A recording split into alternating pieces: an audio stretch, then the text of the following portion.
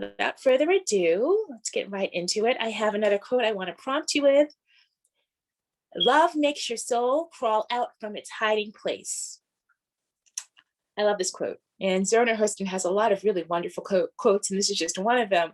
But just to kind of think about that for a moment, what does that mean? Love makes your soul crawl out from its hiding place.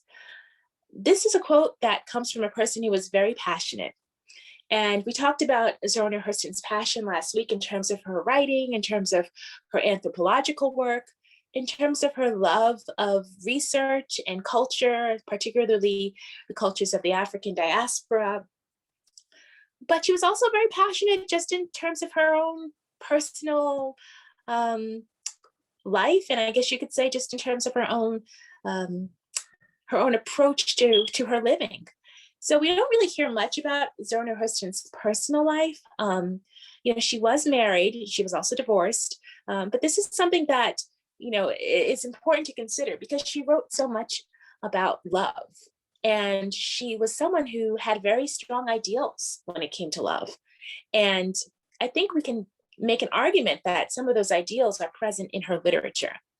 So in other words, even though her personal life is not front and center when we think about her legacy, it comes through in her writing. And I think this was a way for her to really explore this theme of love, and love as it relates to African-American women and women who are seeking freedom and fulfillment in life. One of the things that always makes me ponder Zora Hurston in a way that sort of gets away from the academic focus on her work and more into just her legacy as a human being is just the fact that she was such a daring and adventurous person.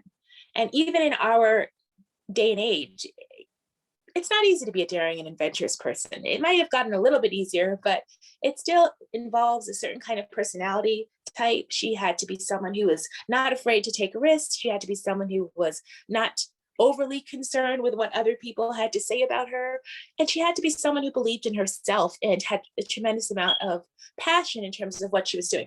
And I think all those things are true of Zora Hurston. She had tremendous self-esteem and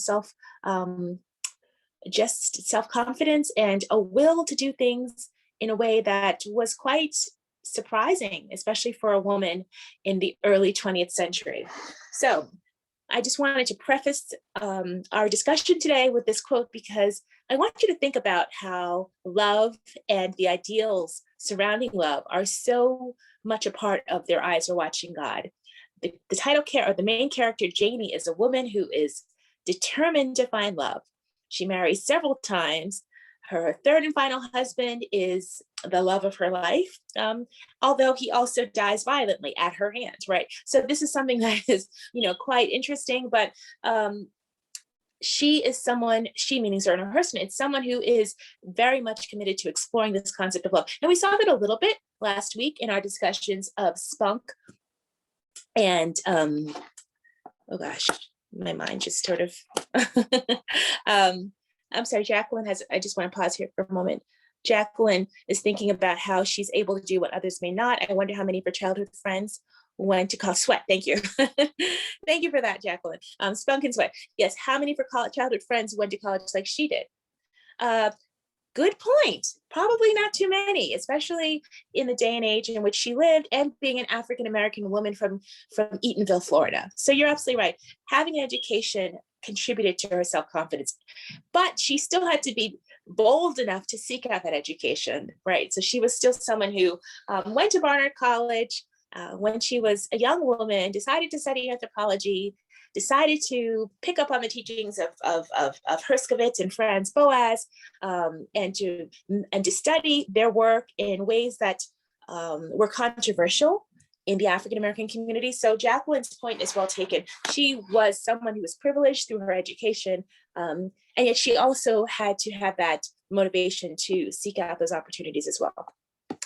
So anyway, please continue to use the chat. I know you're on mute right now, but please do, because this is a great way for us to continue to exchange ideas with each other. And at a certain point, I will ask Patricia to unmute everyone so that we can all have a group discussion once I get through my introduction to the text. Okay, so moving along, Their Eyes Are Watching God, again, Zora Hurston's preeminent novel.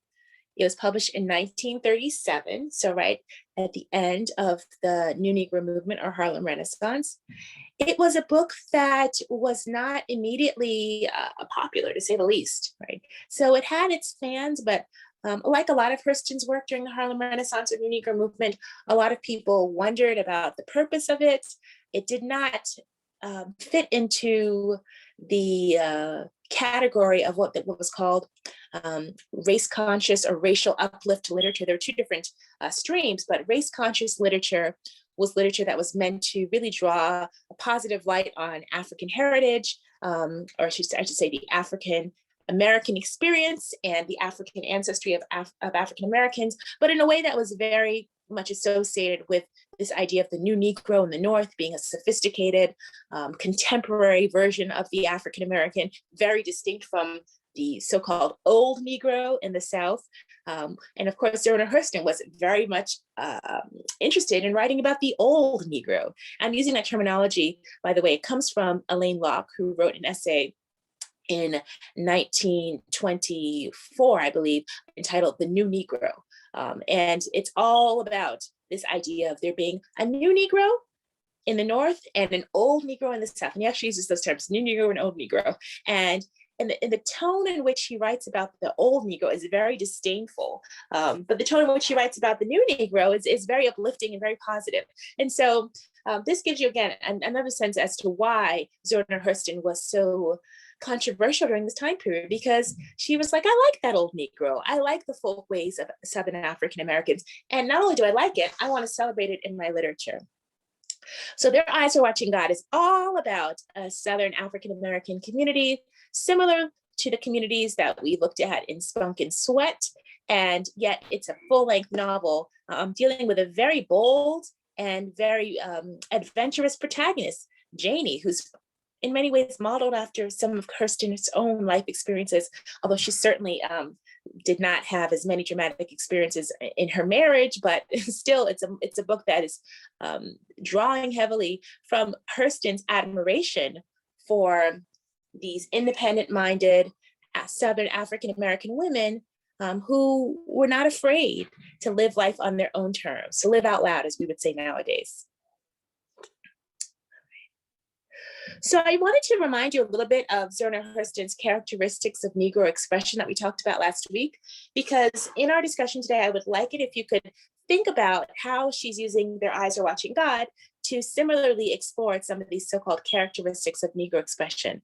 So one of them is drama. She writes that African Americans dramatize a lot. They're very dramatic in their presentation and especially in their speech, very performative.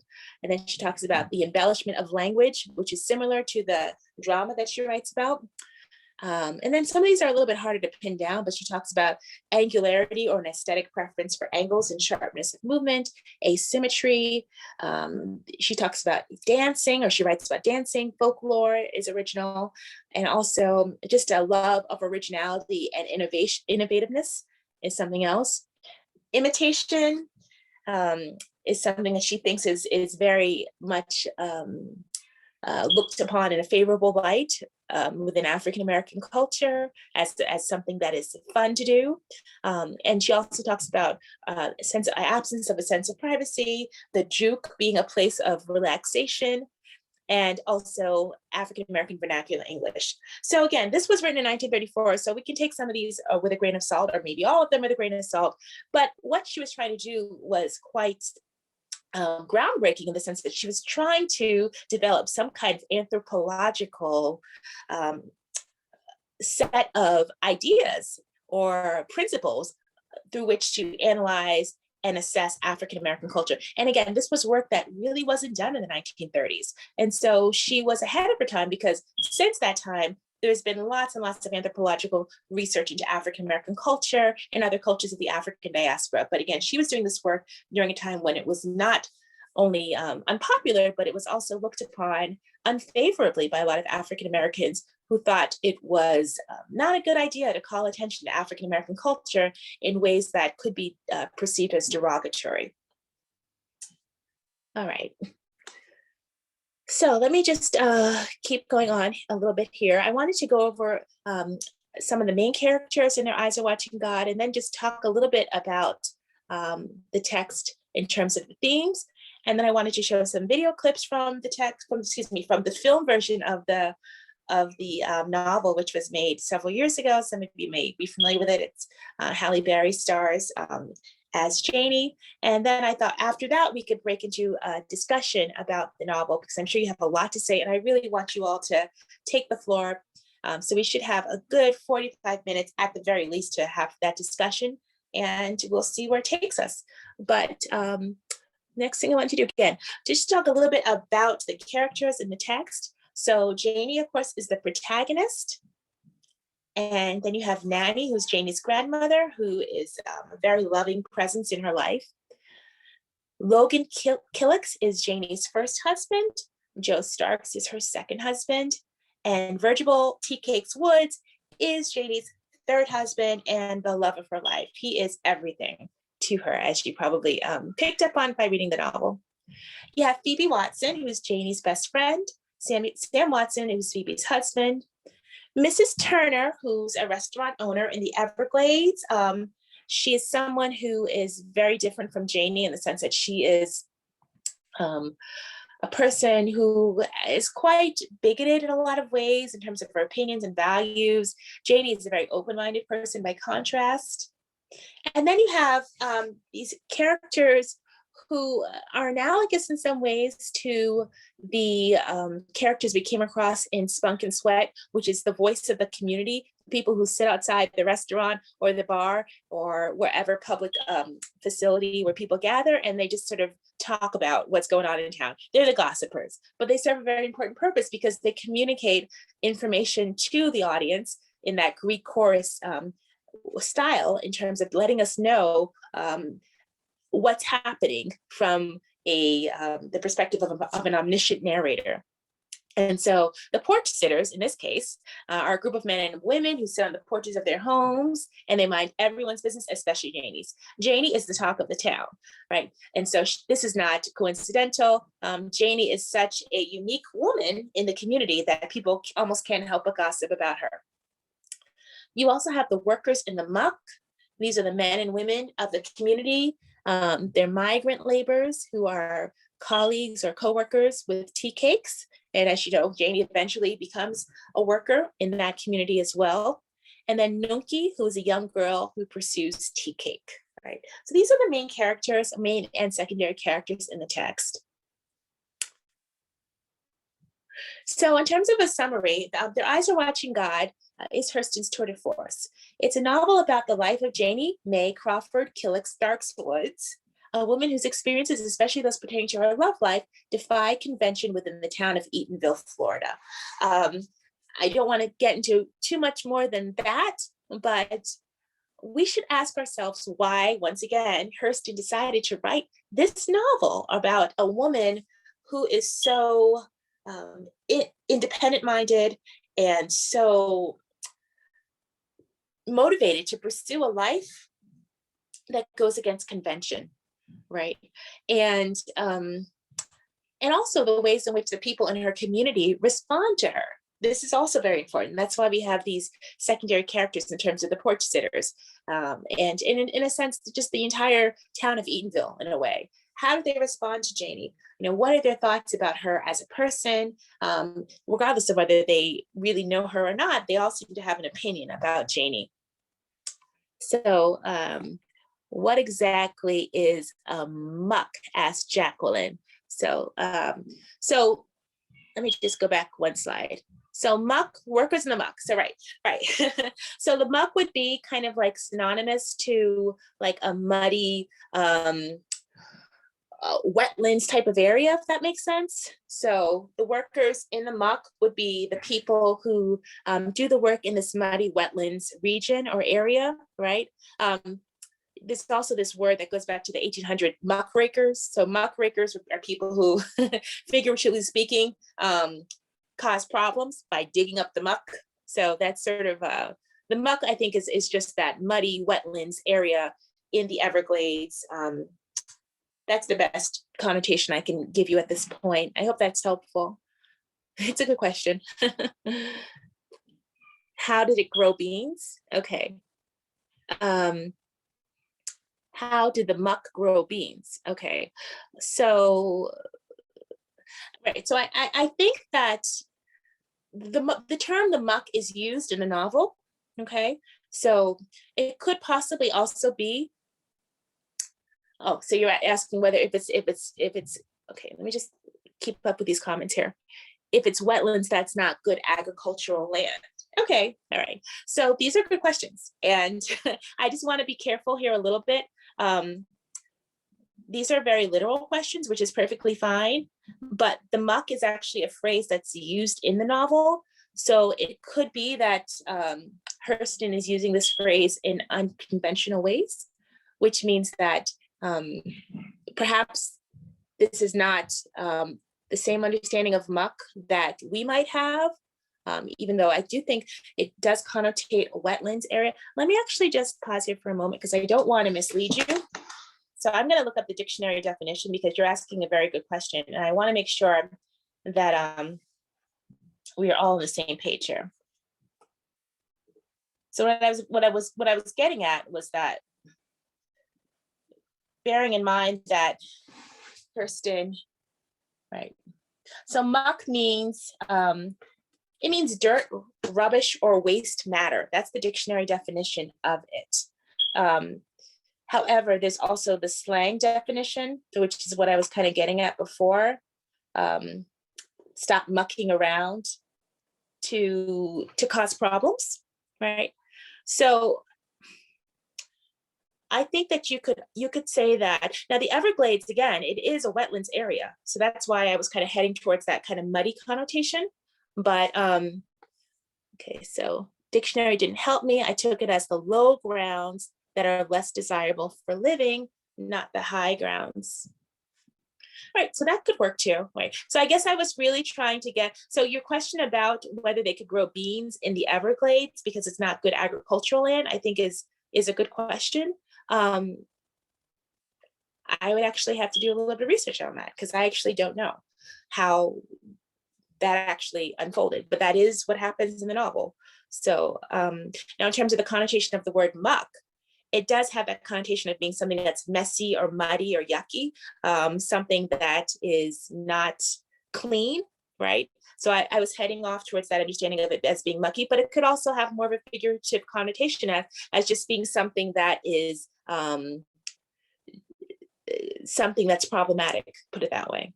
So your idea, Jacqueline, of it being a sort of connoting a lower level of status could also work. That's not something I would necessarily disagree with.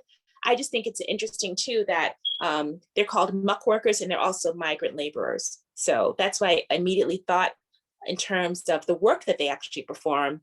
Their social status could also be, part of that connotation as well. So, but I actually am really intrigued by your question about how they could grow bean fields in the Everglades. So I cannot answer that question, but I'm going to look it up because I think it's worth thinking about. Is there anyone else who wants to ask a question while we are at this? Okay. All right. So I'm getting back into the summary here. So I just want you guys to think about what was motivating Hurston to write this novel about a woman who is so unconventional, an African-American woman from a rural African-American community too. This is something that I think is really worth thinking about. Why would Hurston be so motivated to write a novel about this protagonist who is so memorable? And how might this also reflect, once again, her own ideas and her own thoughts about love, in addition to helping her to call attention to some of these characteristics of Negro expression that she spent so much time researching. So those are just a couple of ideas that I have for you all to think about. What I'd like to do next is show you some clips from the movie, and hopefully I'll be able to do that. I'm gonna have to switch devices. One of the things I realized, as I was saying, is I cannot show those clips from the iPad. I like using my iPad more though, because I have a better camera on it. So I have an iPad Pro. So I'm gonna switch to my laptop. And hopefully I'll be able to just go show you guys the video clips without an issue. And then following that, we will get into our open discussion about Their Eyes Are Watching God. Does that sound good? All right. I did see someone else who popped into the viewer box really quickly. I think maybe it was Sharon. Does anyone have any thoughts or ideas? Or if you want to use the chat function, you can do that. Maybe I should just ask Patricia, would you mind unmuting everybody for right now? Maybe that would be the best thing.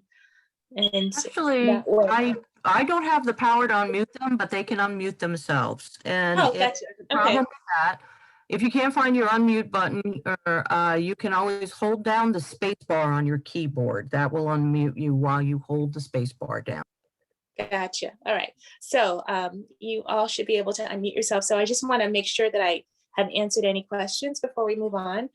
And I thought maybe someone else wanted to ask a question. I could be mistaken, but I just want to make sure. No, Ada, I had a question. This is Sharon.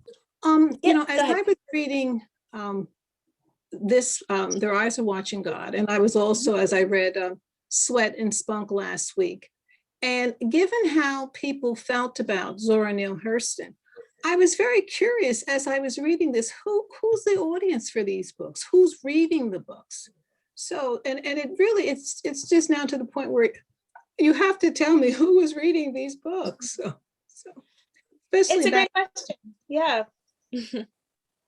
So interestingly enough, her audience was the same audience, at least in the earlier part of her career. And I'd say even in 1937, she was publishing her work with publishers in New York. I mean, I don't have the information off the top of my head in terms of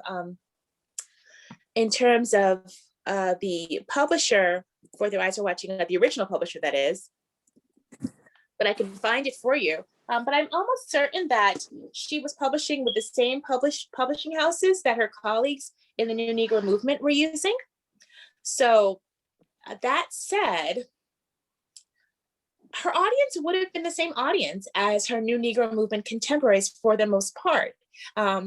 And yes, it's true, which just to kind of give you an idea of that. So the audience for the New Negro movement, for the most part, were literate, educated African Americans, as well as whites who were patrons of the movement. These were people who had an interest in African American culture and arts and so on and so forth. And there's been some interesting research around the white patronage of the New Negro movement writers and artists. It was certainly an interesting relationship, to say the least.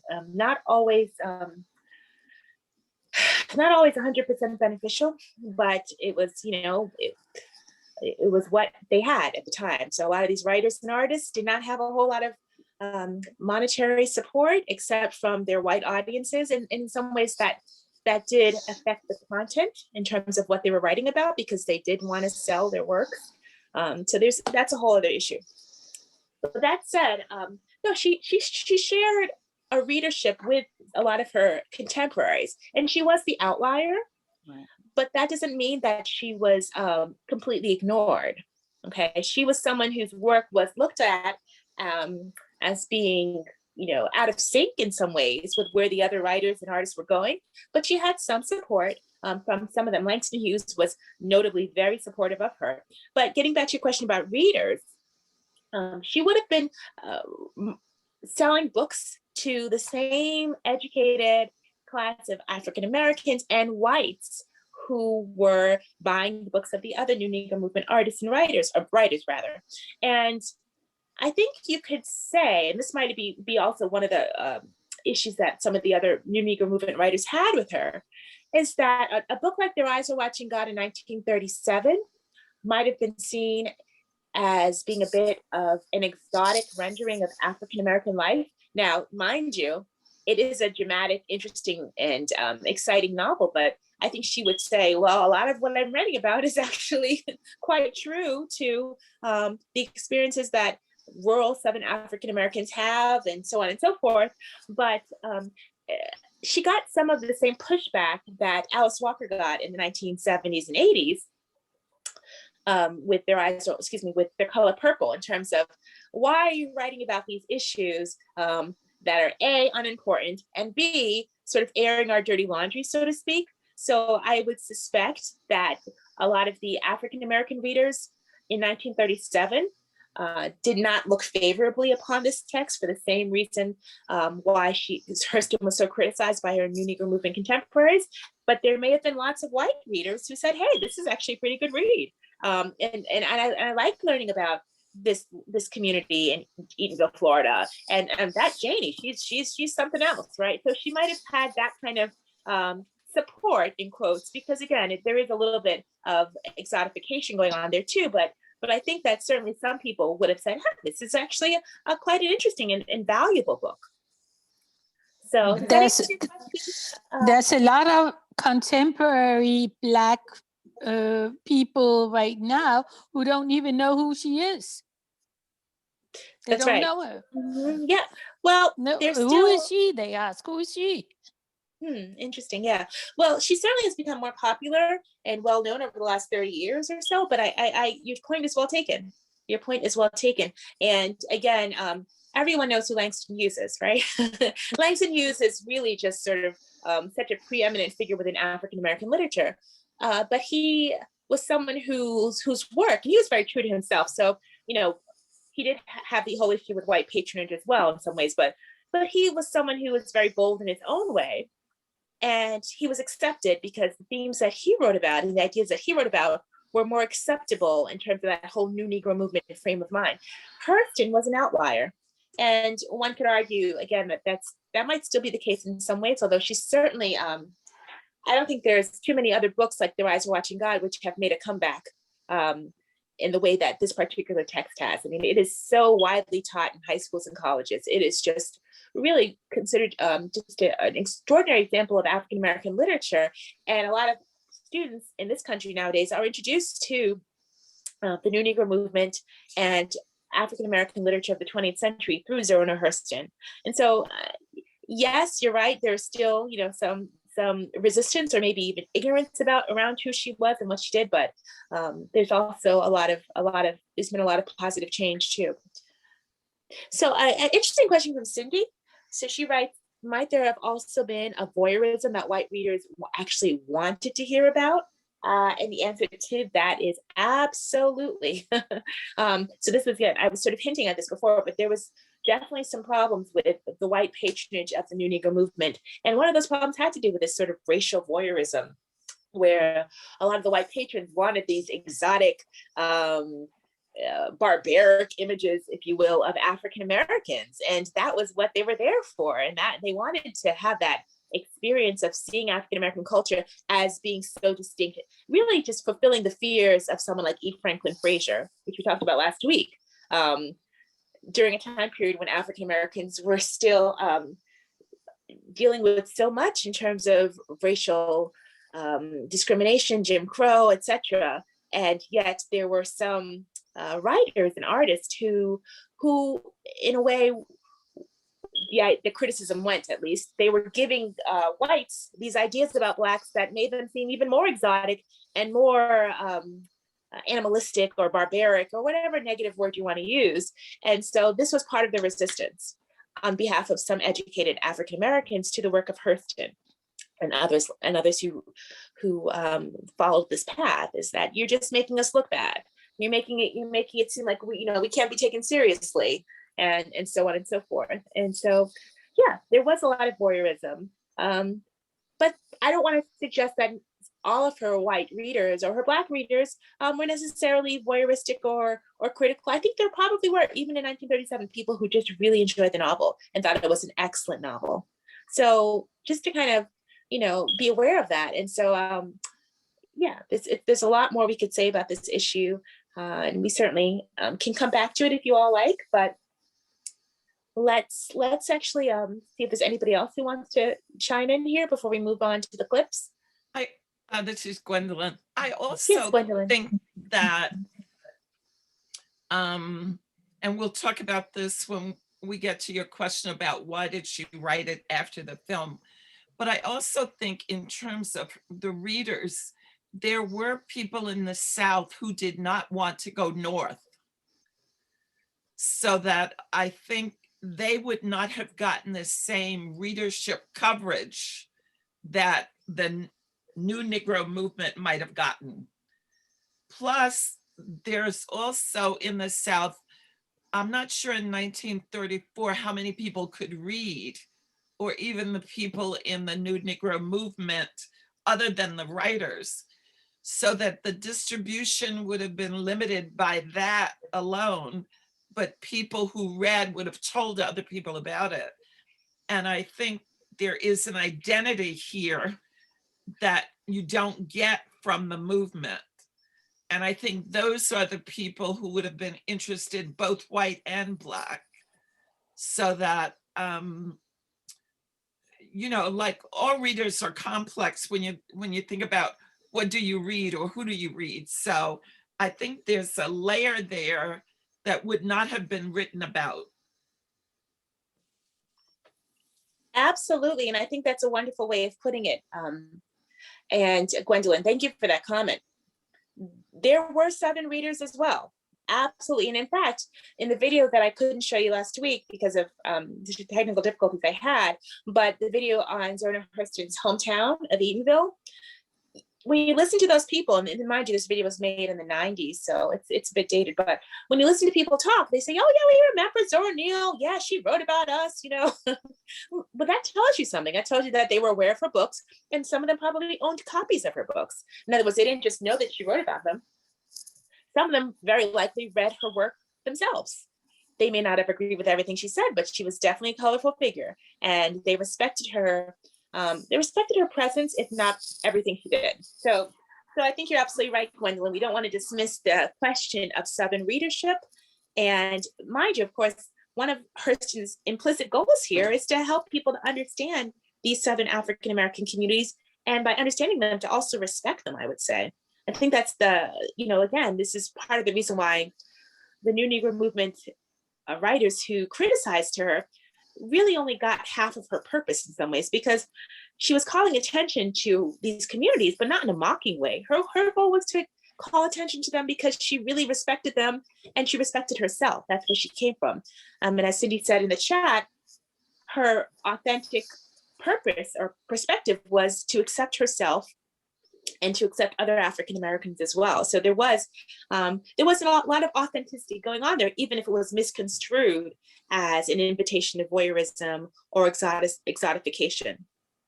These are great comments, and we can certainly, as I said, come back around to some of these comments in a bit. I do want to see if I can show you a couple of these clips though. So bear with me just 1 second while I'm actually going to do a couple things. I'm going to exit out of the screen share for just a second here. Hey, everybody. All right. Let me see if I can go into the, I already brought this up so I could try to do it without any difficulties here. Oh, while you're setting that up, I also Please thought go right ahead. she did go to Howard. I mean, she was, so the readership, I mean, I guess I just don't want to see her classified as someone who she was rejected by the New Negro movement, but at the same time, with her educational background, there would have been a lot of people just interested in her personally, regardless of her style of writing, whether they liked it or not.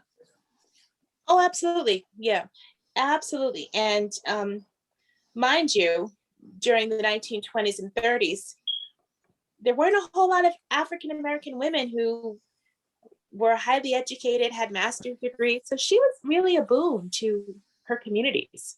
Mm-hmm. And I think, again, I wish we could have watched that video together, but the one about her hometown of Eatonville, but they took pride in her. They were very proud of Zora Neale Hurston. Again, they didn't always agree with her, but they took pride in her. Yeah. They took a lot of pride in her. And I think you're making some good points to that effect, that she was a source of pride because she did so much during her time, and she fulfilled so many dreams that a lot of other African-American women probably wanted to do those similar things and didn't have, quite as many opportunities and so forth. So All right, so let me just see if I can bring this. I apologize for the delay here. So this is definitely, I was chatting with Patricia before we started, and this is definitely a year of learning about Zoom, its limitations and its advantages. So, all right, so I think I got that one up. Okay. So let me now, I'm gonna have to, I'm trying to think if I can stay open on 2 devices at once. I probably can't. So I might have to log back out and then log back in really quickly. So if you all just bear with me for just 30 seconds, I should be right back with you. And I'm going to then share the screen from my laptop, and we should be able to watch a couple of video clips together. Okay, so I'll be right back. I'm gonna have to log out of my iPad so I can show you the videos, but I will see you, everyone. I hope you can see me. As I said, my video camera for this is not great. But I think it'll still work in terms of the sharing the screen. So let me just go ahead and let's see. All right, so let's see if this works. I'm going to share the screen. I'm going to share my computer sound and optimize screen sharing for video clip. All right, so let's do that. And okay, so let me go ahead and pull up these clips that I have before, and I have 2 of them. So this is a scene from the film. So I wanted to show it to you. And again, on sticking with this theme of love, I want you to think about how this particular scene reflects the ideals of Janie, and by extension, perhaps Hurston, on this topic of love. So hopefully you'll be able to see and hear it without any problems.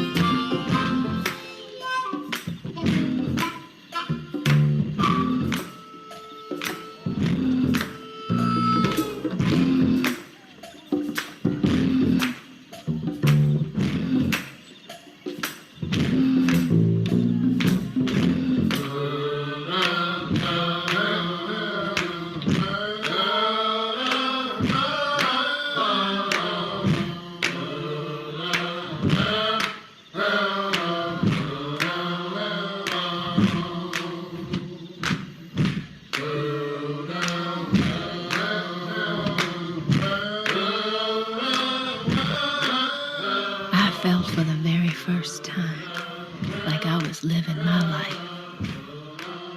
I had love, and it was real. TK gave me the whole world every day. Okay, so that was the first one. That, and then I just wanted to show you another one here.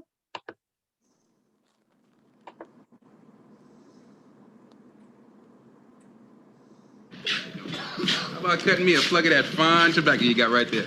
All right.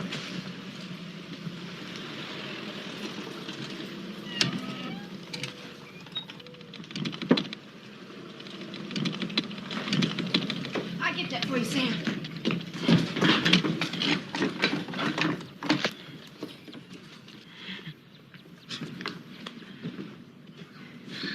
Lord have mercy. Look here. Your wife done got buck wild with her plug cutting. And you be around this store till you old as Methuselah. And you still won't be to learn how to do nothing. Ooh. Don't be standing there studying me with your pop eyes rolling your little narrow behind. Quit mixing up my doings with my looks then. You must be out your mind talking to me like that. I'm the mayor this town. You the one started it, talking underneath my clothes. Don't be getting all insulted about your looks. You ain't give me no cheering. Now you an old lady. Nearly 40. Ain't nobody looking at you old as you is. Well, I ain't 40, I'm only 38. You ways past 50. Let's talk about that. This big fat belly you got. You talk a whole lot of brag, Joe, but ain't nothing big about you but your voice. Hell, you pull down your britches and it look like you done hit the change of life. You say to me, You heard her, you ain't blind. I better be shot dead than hear that about my own self. Jane, what you say to me?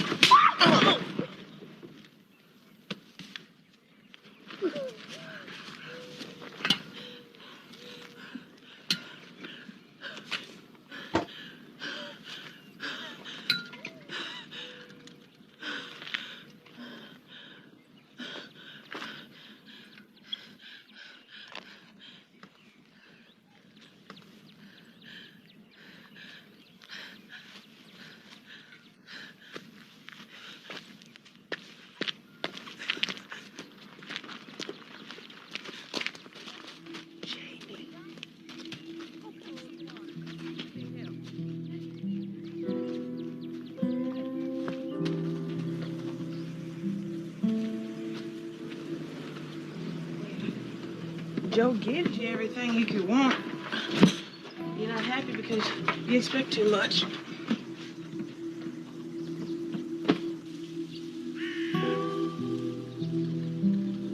Something fell off the shelf inside me. It was Joe, tumbled down and shattered.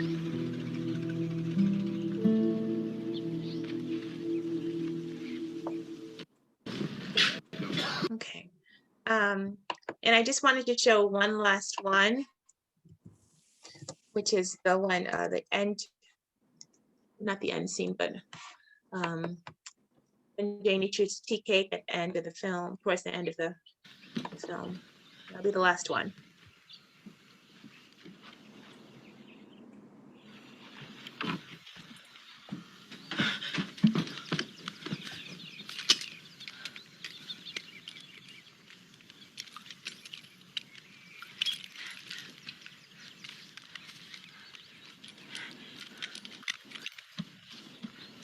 Hey.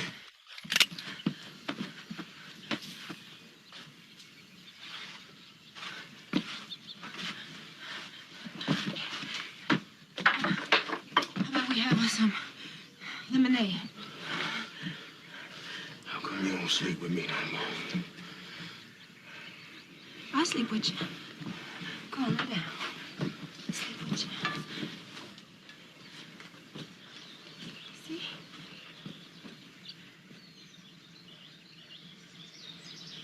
Doggone's gonna be here.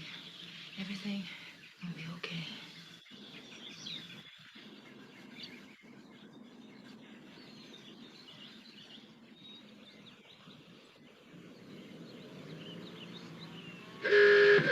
It's that good.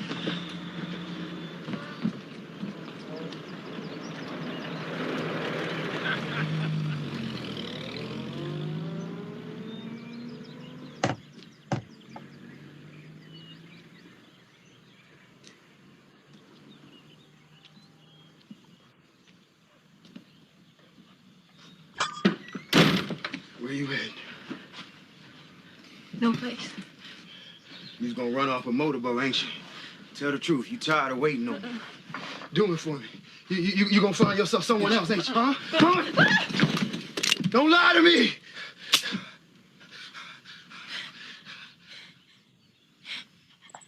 It's just a sickness.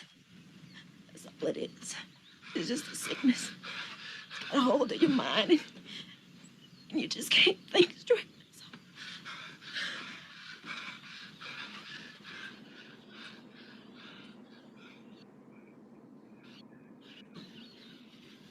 It's just a sickness. It's the sickness. It's just making making you think crazy. Who touched me? I just see you with him.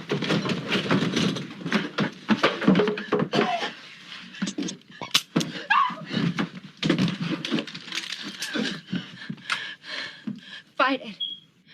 Fight it. I know you can fight it.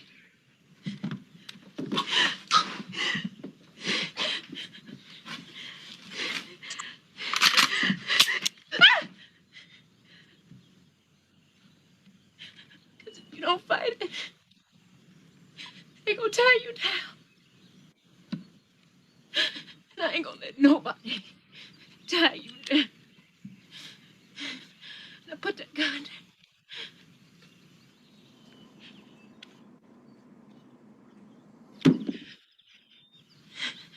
Can you see me, TK? You see me? You see me, don't you? Can you see me? You see me? You see me? It's Janie. I know you love me.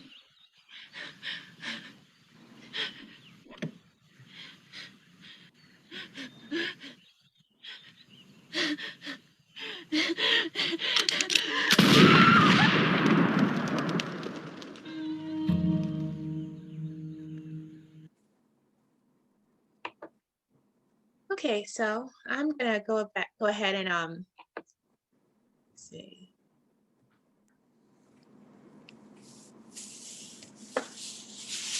Everybody's still here. What I'm gonna do is I'm gonna switch back to my other device again, just because I don't like this camera too much. So bear with me 1 second. I'll be right with you. So I'm just gonna go. I wanted to show you those clips because the film, of course, obviously it's an adaptation of the novel, but I think it was a pretty decent film, all things considered.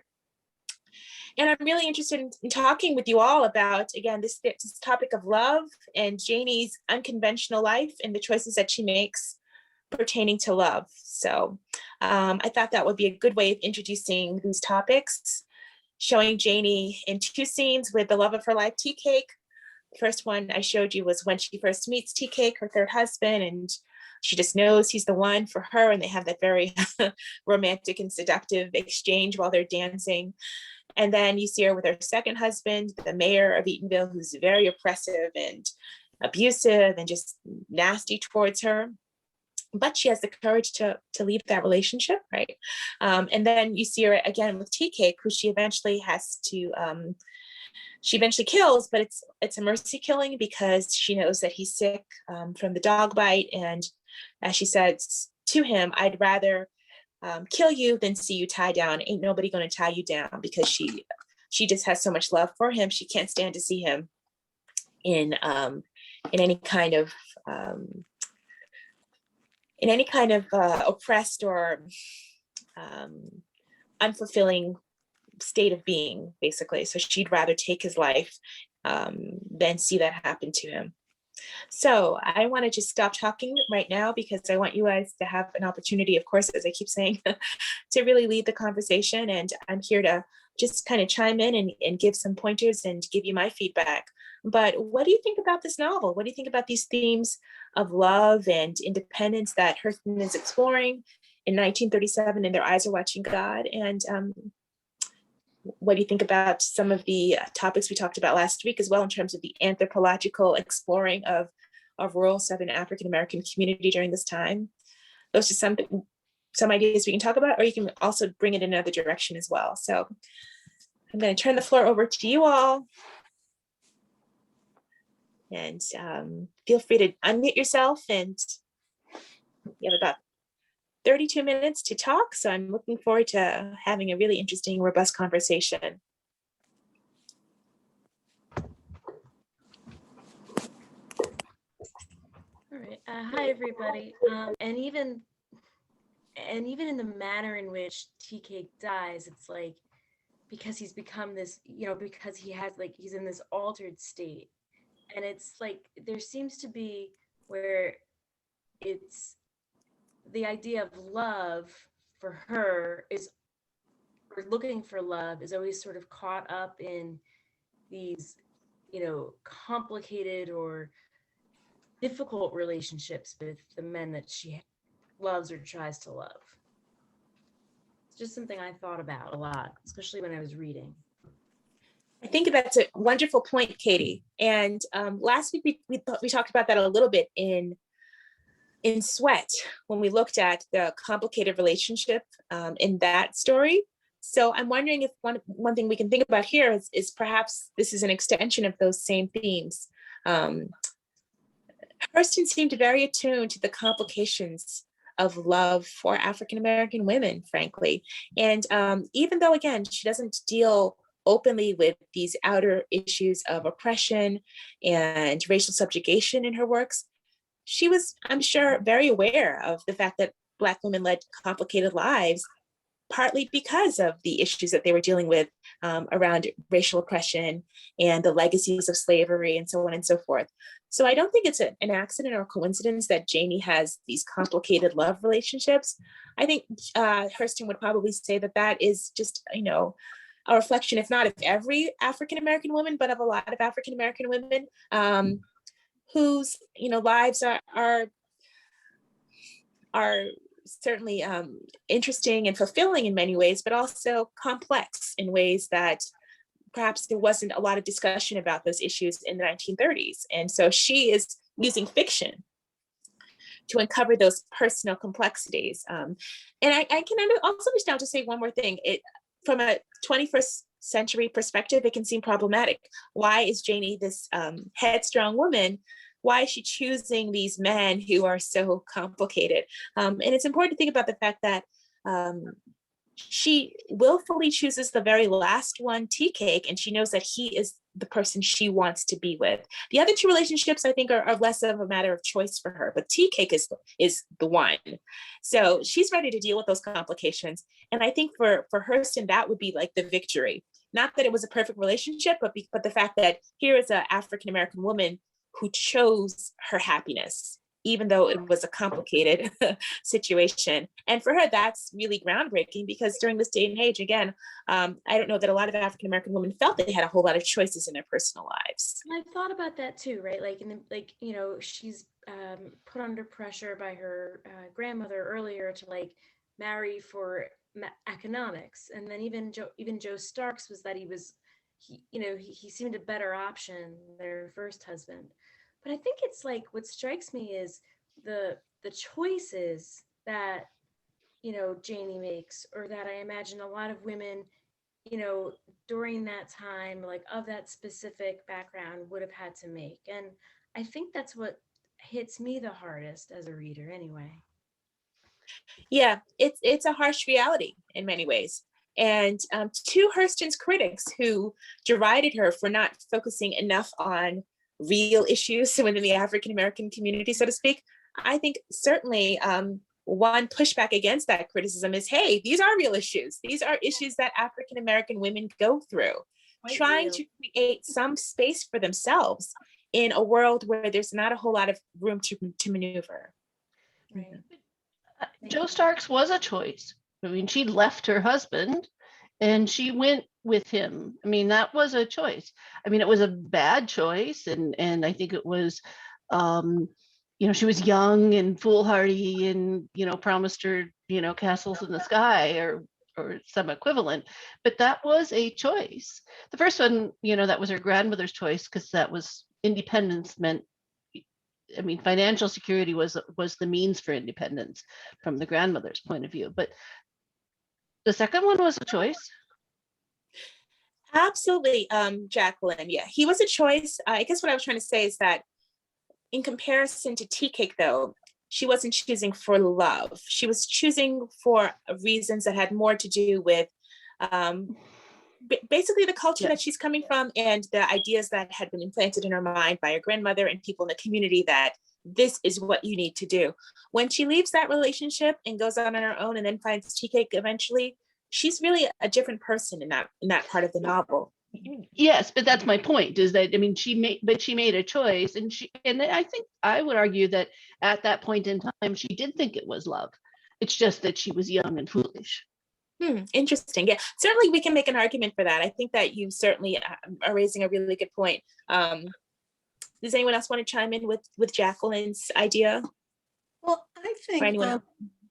I think with respect to, her making the choice to leave Logan and go with Jody, was because I think she was intrigued with this whole notion of power, because he was the most powerful person, and the money, the security. And so in the beginning, it was love. I mean, she thought she loved this man until she realized how oppressive he was, and how he really suppressed her voice, and just a whole lot of stuff. And so over the time, the marriage, the 20 years, she just said, no, it's not you. So I really feel like she was ripe and ready for a TK. She knew what she didn't want, and she knew when she found it, at all costs, all bets off, she was going. And that's what she did. She sacrificed everything, and she left. So that's how I see it. Great. Yeah, I just was looking at a comment from Cindy in the chat. So she is writing that she doesn't think the men were complex at all, and it's just Janie who evolved as a character. So that kind of resonates with what Sharon and Jacqueline are saying as well. Yeah, certainly, and I think that her character evolution is at the heart of the novel. Right. I guess again, to sort of clarify a little bit. So I didn't mean to imply, if I did, I didn't mean to imply that the men were necessarily all that complex, but because you're right, there's much more attention given to Janie and her character evolution. The men are much less intricate in terms of their character. But I do think that what Hurston is really interested in here has to do with how an African-American woman during this time period can make choices and decisions that go against the grain.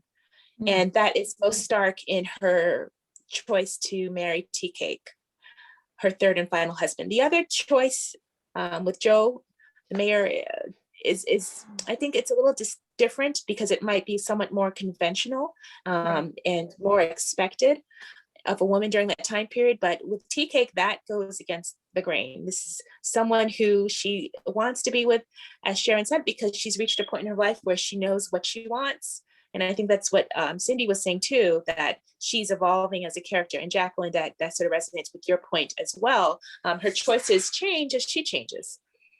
So again, but I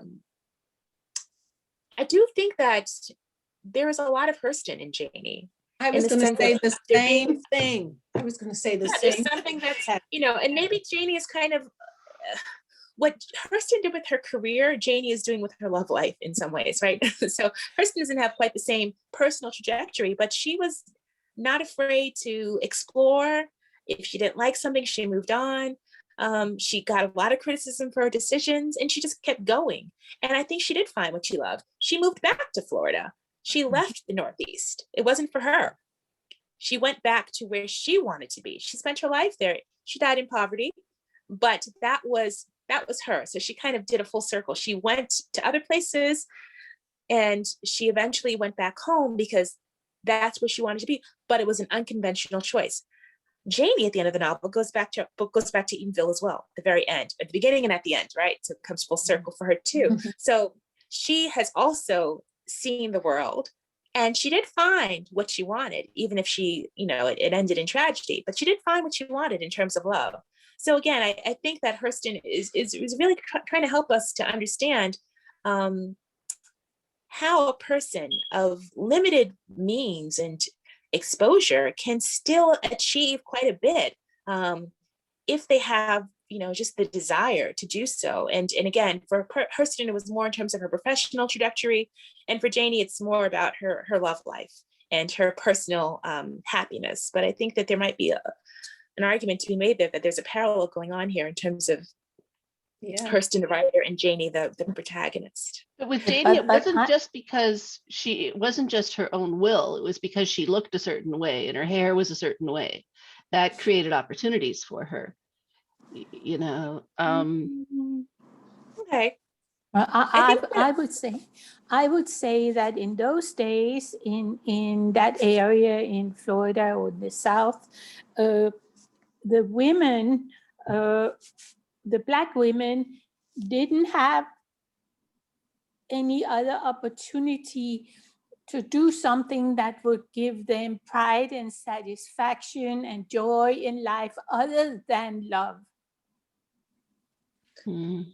Maybe some went to church and they got satisfaction from that, but it's not like nowadays you can go to the university and get a degree, or you can go into business, or you can be proud of this and that. In those days, the Black women in that time, at that time, in that culture, the way I see it, didn't have a lot of other opportunity to find joy and satisfaction for themselves, other than finding a man. And unfortunately, that wasn't always the best solution. That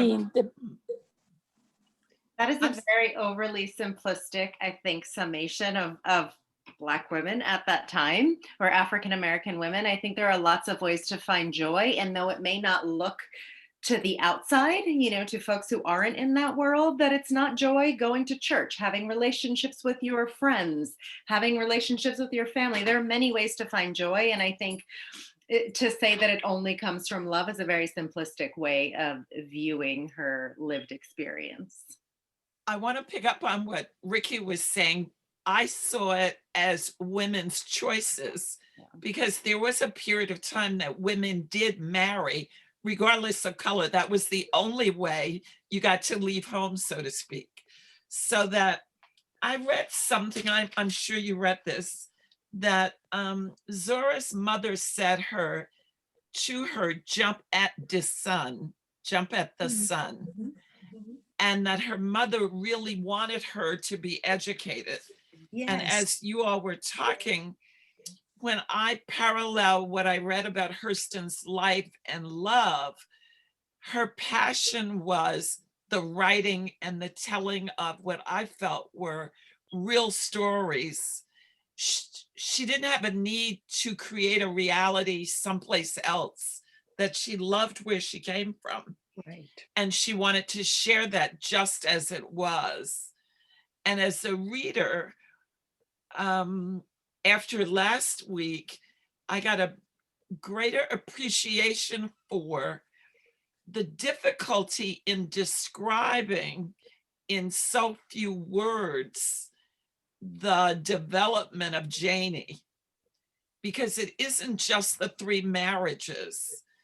Because when you think of each of the men and then how she was, there's so much depth going on. And I compared it to going to Howard, then going to Barnard, then being in the movement, and none of it's satisfying.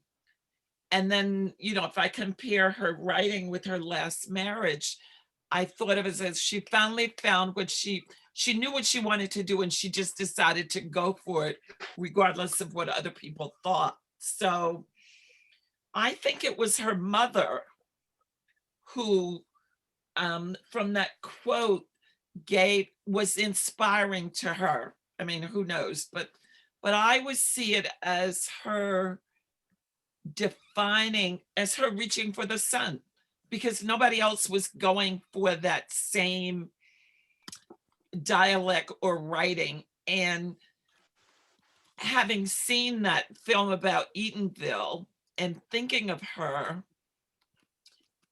you know, I tried to decide, was she before her time or of her time? Because there were a lot of people doing in the African American community, doing things for which they were not given recognition. It was only if you were imitating the white life that there was recognition given, and she rejected that. So I think the complexities of her writing is illustrated through the way she describes the men, even though they aren't strong. It's all about Janie, but at the same time, women were pressured then to marry the right man who would take care of them. I mean, that existed, I think, through the 50s and 60s for all women. You had to get married because that's what you were expected to do. But in the Black community, there were limitations just because Black men couldn't do and provide and do all of those things. So that was all I had to say. Thank you. These are just really wonderful points. I want to make sure everybody gets a chance. Go ahead, Sharon. I was going to say, you know, when I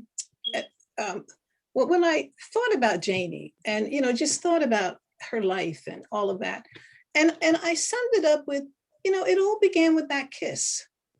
The kiss in the yard when she was 15 years old, and her grandmother saw her. And her grandmother said, I thought, you know, you were going to be different. I was hoping that you could go to college, go to school, however. But I see that's not the case. And then that's when Logan comes around, and then it goes from there. But it started with Janie at 15, looking for love, feeling love or whatever. And her whole life was then on a whole course that she had really nothing to do with in the beginning, had not planned, did not want that. And, you know, there she was coming back full circle back to Eatonville.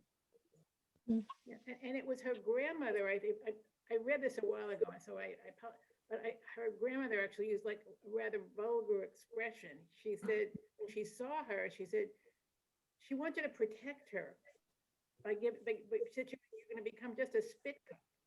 You know, in other words, if she didn't get married to that man who was willing to marry her, she would have no protection from anything. She would just have a life of being used by one man after the other. So from that, I mean, so it's almost like her relationships with men were a little bit more choice. One is she had to marry him because her grandmother told her she had to, because otherwise there was no choice of a life. And then she chose to marry not a very exciting man, but when at least she chose the security. And then she chose someone for love. So she kind of moves along. But she had no choice in the beginning. I mean, that was, you know, her grandmother just told her you have to marry that man. It's like Sharon said, you know, she saw her with the kiss and that was going to be her life. Mm-hmm. Anyway. So just really excellent points. I'll just jump in for a moment here. So I hear the word choice again coming up over and over and over again. And again, I think Hurston is so interested in the choices that were available to African-American women and the choices that they actually made. So to just kind of recap some of what Gwendolyn and Cindy were saying in particular, Janie is a woman who is making choices to find her happiness. And for African-American women of this time period, yes, their choices were very limited. And that said, they still aspired, you know, to be happy. They still had this tremendous motivation to find happiness, whether that was through their work, such as Hurston, or whether it was through their personal life, in the case of a fictional character such as Janie. So Rika's point about, you know, limited choices and the desire for marriage as being a source of happiness, that may be true, particularly for some African-American women, but I don't think certainly for all. And I think that I really appreciated what Gwendolyn and Cindy had to say in terms of the fact that, and I think Sharon as well, who was the person who talked about the jump at the sun? Was that Gwendolyn? So part of what's going on here too is that African-American women are, despite not having a whole lot of choices, are still being encouraged, oftentimes by women in their own family, to try to do something else, to find a way out, to find independence. And Alice Walker, who is Hurston's biggest fan, she wrote a whole book about this, In Search of Our Mother's Gardens. So if you guys have an opportunity to read that, you certainly should. But it's all about, she uses her own mother as an example. Her mother was essentially a Janie, or someone from a poor Southern, a rural African-American community.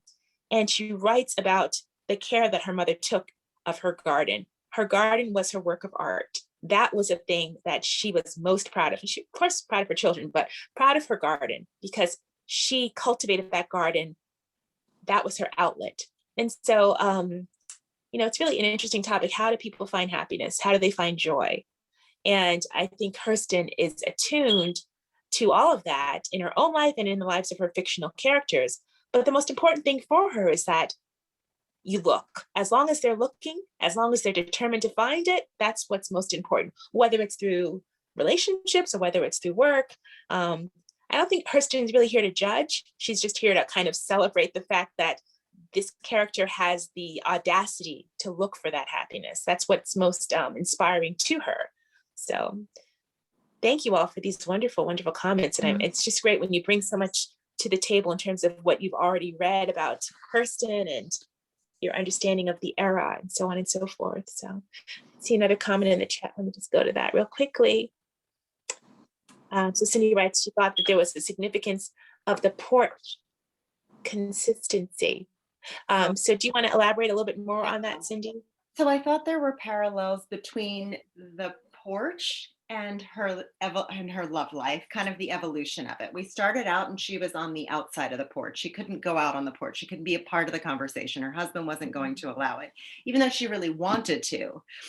We're finally at the end, she was in it. She was in it in the Everglades. She finally found the thing when she made her way back to Eatonville and she was telling the story from the porch. Like there's some evolution for her being on the outside, sort of marrying the wrong man, and then eventually finding love, what she perceived to be love, and then ultimately being allowed, from herself to be out on the porch with everybody else and telling that story. That's a very interesting point, and I think you're absolutely right. And just to kind of go back to Sweat and Spunk again, that front porch, that front stoop is so symbolic. That's the place where life kind of unfolds for these communities. And so Janie does go from being an outsider to an insider, still retaining a little bit of that outsider perspective, but that's what makes her so interesting at the same time. So yeah, and the porch becomes that metaphor for the community and that insider sense of belonging, if you will, within the community, within the culture. That's a great idea. That's a great suggestion. I like that. I think that belonging came from her though, not from others. Sure. Go ahead. When Cindy was describing the porch, it seems what I related it to is the beauty shop and the barber shop, which is where people in the community go to talk about whatever they talk about. I think it was Eddie Murphy. Somebody made a film about the barbershop, and I think there was one about the beauty parlor as well, but it was, in my mind, not quite as good as barbershop. But the whole idea of it being a place where one can have conversations and be understood without necessarily expressing it. It's like there's a level of understanding and camaraderie that exists. It also, I think somebody mentioned last week, the Greek chorus too, because the comments are very much relative to what's going on. Yeah. And that's Hurston once again putting on her anthropological hat. She was a collector of folklore, and she always had her ears open for that conversation. That was the richness of the culture for her. So she almost can't write a text without including some of that, because it's so important to her as a scholar, and she wants other people to think it's important too. So yeah, great. Did anyone find any aspects of the book problematic? I know Katie had talked a little bit about Janie's choices in terms of her love life and how those are problematic in some ways. And I did want to say, I didn't think that it was so much problematic as much as I don't know, it was just sort of a pattern that I noticed. Mm-hmm. Which is fine. Yeah, I'm sorry to put words in your mouth. So yeah, it certainly is a pattern. But it's still, again, I think it's worthwhile to talk about whether there was anything else that we noticed that we want to talk about in terms of maybe some aspects of the novel that lingered in our mind, were maybe not quite as satisfying as other aspects. It's always interesting to think about that as well. It is an immensely popular work, but that doesn't mean, we don't have room to critique it. And then we can think about our emotional reactions, but we can also think about, did Zora Neale Hurston accomplish her objective? Whatever we consider to be her objectives. Is the book successful from that perspective? Did Hurston do what she set out to do as this very ambitious, professional Black woman who is interested in bringing African-American culture to life through her work, and also celebrating this very unique protagonist in Janie? So I just thought I would ask that question. If you all want to talk a little bit about it, or if you just enjoyed the book without any, you ask about things that not necessarily unsettling isn't the right word, but things that I had a question about. Is we talk about the porch, and I love that concept, and whether it's the barbershop or the bar or whatever, but there's a lot of teasing that goes on that almost is hurtful. I mean, that goes to the point of being hurtful. And I had trouble relating to that teasing, and there was a lot of it. And I'm wondering, is that, I don't know what the purpose of that. That's a white thing. Don't you think a white person would get hurt by this, but a Black person would not, because it's like playing the dozen. It's part of strength in some ways.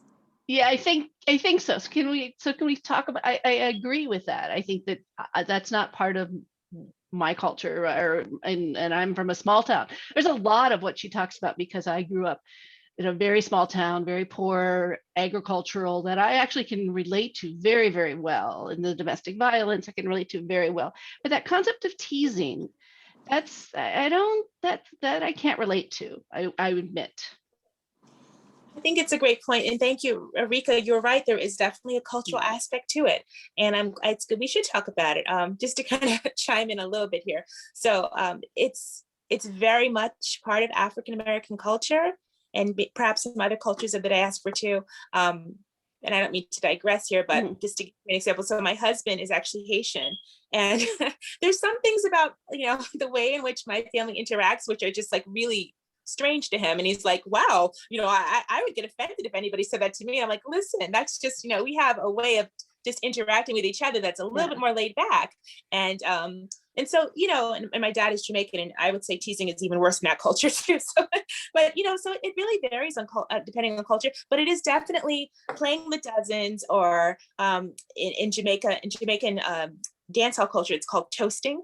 There's a playful rhetorical style that's very much a part of some cultures of the diaspora, and perhaps less a part of other cultures. So there is a cultural element. It can seem offensive, but at the same time, part of what's happening in those exchanges, and I'm not an anthropologist, but just from my work as a literary scholar, is that people are testing boundaries with each other, and they're also using language in a way to show off their cleverness and their wit. Does it come from the trickster? Also, it absolutely has to do with the trickster figure. So there's a lot going on there besides just I want to have the last word, or I want to insult you. There's other things happening beneath the surface. Does anyone else want to weigh in? Maybe some of our other. I didn't notice teasing at all. I mean, and I didn't grow up, but I grew up, I guess, in a Northeast urban, Jewish culture, and it seemed perfectly normal to me. Yeah, it didn't to me. It's not. If I might add, I'm half my father is African American and my mom is Jewish, white and Jewish, and I have to say, in both of those cultures, teasing is very standard. My husband, on the other hand, is from the Midwest and does not understand any of it. It took him a long time. Like even the joking in our immediate family, he's like, I don't get it. I don't think that's funny. That's not very nice. And I think both, again, it's a very cultural thing, where you grow up with that or you don't. And I think, Jacqueline, to your point, my husband doesn't get it either. I'm just wondering whether there is another aspect of this when we talk about, if you call it teasing or trickster and all that. All the things we just said, I'm agreeing with too, but another aspect could be take it all the way back and think of the racism that the young kids and people grew up to.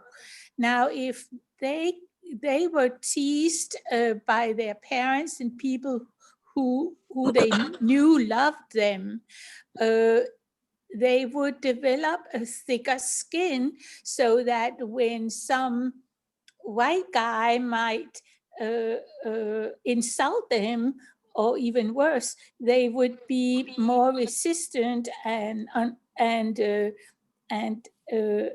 not break down, because they had developed that type of stamina against that type of, if you want, teasing or playing the dozen, right? Could that be some? I'm just wondering.